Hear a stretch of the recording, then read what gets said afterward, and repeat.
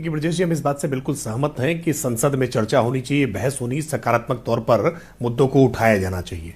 लेकिन विपक्ष लगातार गैर जिम्मेदाराना रवैया अपना रहा है। विपक्ष जानबूझ करके चाहता है कि संसद में बहस न होने पाए, संसद को केवल शोरगुल का स्थान बना करके रख देना चाहता है और सारे संसदीय नियमों, उपनियमों, परिनियमों को ताक पर रख देना चाहता है।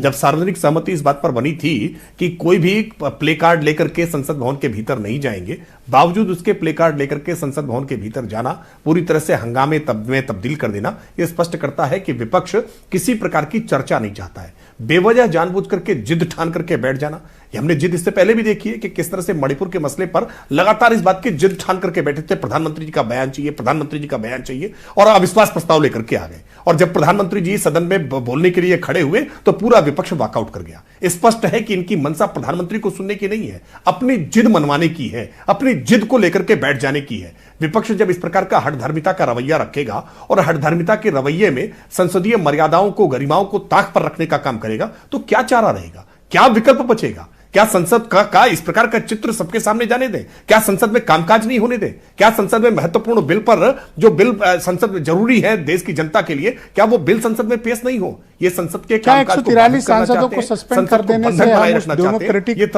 वैल्यूज को अचीव कर पाएंगे, जिस डेमोक्रेटिक की वैल्यूज की बुनियाद पर हमारी पार्लियामेंट और ये देश चल रहा है?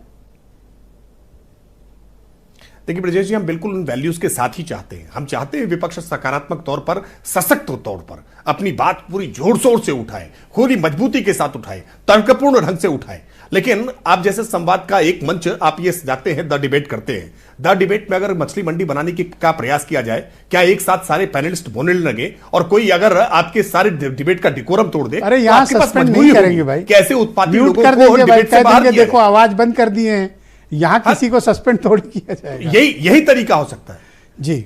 आपको रोकना ही पड़ेगा आखिरकार, कहीं ना कहीं तो आप रोकेंगे ना। नहीं रोकेंगे तो संवाद नहीं हो सकता है। विपक्ष को यह बात समझनी चाहिए। और मैं वसीम बरेलवी का एक शेर जरूर कहूंगा, कब कौन सी बात कैसे कही जाए, सलीके से कही जाए तो हर बात सुनी जाए। विपक्ष इस बात को शायद समझना नहीं चाहता है। विपक्ष के पास अगर लगता है कि महत्वपूर्ण मुद्दे हैं, सरकार को घेरा जा सकता है, तो घेरिए ना सरकार। संसद की सुरक्षा में चूक आप हंगामा करके, तो आप सदन में इस बात का जवाब क्यों नहीं दिया जा रहा है? क्या समस्या है? आप जवाब क्यों नहीं दे रही है आपकी पार्टी?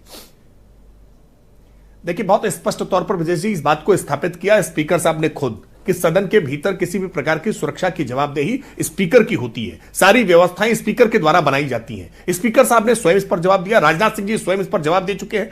जिद पूर्वक ठान करके बैठ जाना कि नहीं, हम केवल प्रधानमंत्री का बयान लेंगे, हम प्रधानमंत्री को ही सुनेंगे, ये जिद के आधार पर नहीं चलता है ना। अच्छा, एक प्रस्ताव भी तो रख सकते हैं कि चलो एक जूनियर मिनिस्टर इस बारे में राय रखेगा।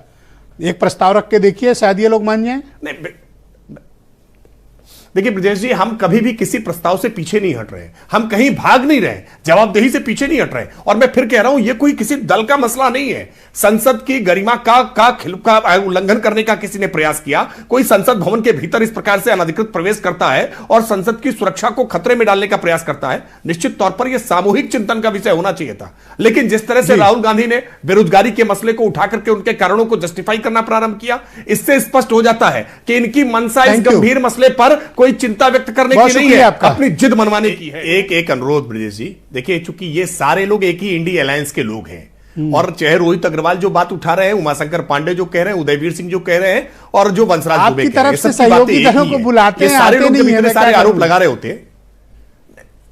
नहीं, मैं इसलिए अनुरोध पूर्वक कह रहा हूं, आप इन सबको बारी बारी से अवसर दें, मुझे बीच बीच में काउंटर का अवसर देते रहे। मैं अकेला ही, एक अकेला प्रधानमंत्री अगर सबका जवाब दे सकते हैं, एक अकेला राकेश त्रिपाठी भी सबका जवाब दे सकता है, बस अवसर बीच बीच में देते हैं। मैं इतना अनुरोध के साथ कह रहा हूं, बार बार कह रहे हैं कि मिमिक्री कोई अपराध नहीं है। मिमिक्री बिल्कुल अपराध नहीं है। मिमिक्री कोई व्यक्ति किसी व्यक्ति की करे, कोई अपराध नहीं है। मिमिक्री आर्टिस्टों को हमने बड़ा सम्मानित करने का काम किया है। राजू श्रीवास्तव को हमने फिल्म बोर्ड का चेयरमैन बनाया था, बड़े मिमिक्री आर्टिस्ट थे अच्छे।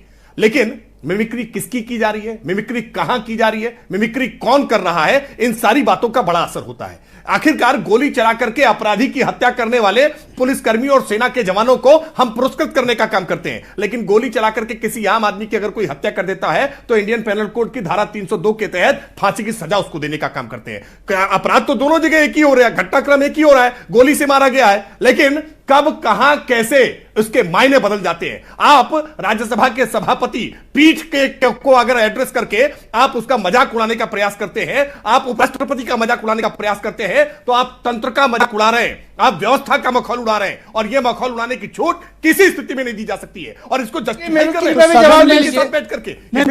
रहा हूं, राकेश जी, ये किसी के खिलाफ निलंबन की कार्रवाई सवाल उठाने पर नहीं की गई है, अराजकता करने पर, हल्ला बोल करने पर, नियमों को पूरी तरह से ताक पर रख देने पर, संसदीय गरिमा मर्यादाओं का उल्लंघन करने पर की गई है। सवाल पूछना है, खूब पूछे ना सवाल। धन्यवाद। क्या सवाल मैं अगले राउंड में आपके बाकी विचारों को समय है। पहल और प्रयास आपका होना चाहिए। अगर ये मना करें तो पब्लिक डोमेन में आइए, बताइए। नहीं, निश्चित तौर पे हम तो पब्लिक डोमेन में ही जा रहे हैं। हम जानते हैं इनकी मंशा ही इस प्रकार की है। जैसे एक पुरानी कहावत है, थोड़ी भोजपुरी में, अवधी क्षेत्र में लोग जानते हैं, हम तो रोवैयन रहे तू छू दी हो। सच बात यह है कि ये रोना पहले से ही चाहते थे और हम पर आरोप लगा रहे हैं, इसलिए आपने छुआ क्यों? ये है कि ये सदन में बहस कर रहे हैं, सामूहिक इस्तीफा देंगे। आप विश्वास रखिए, अब ये सामूहिक इस्तीफा पांडे जी दूंगा।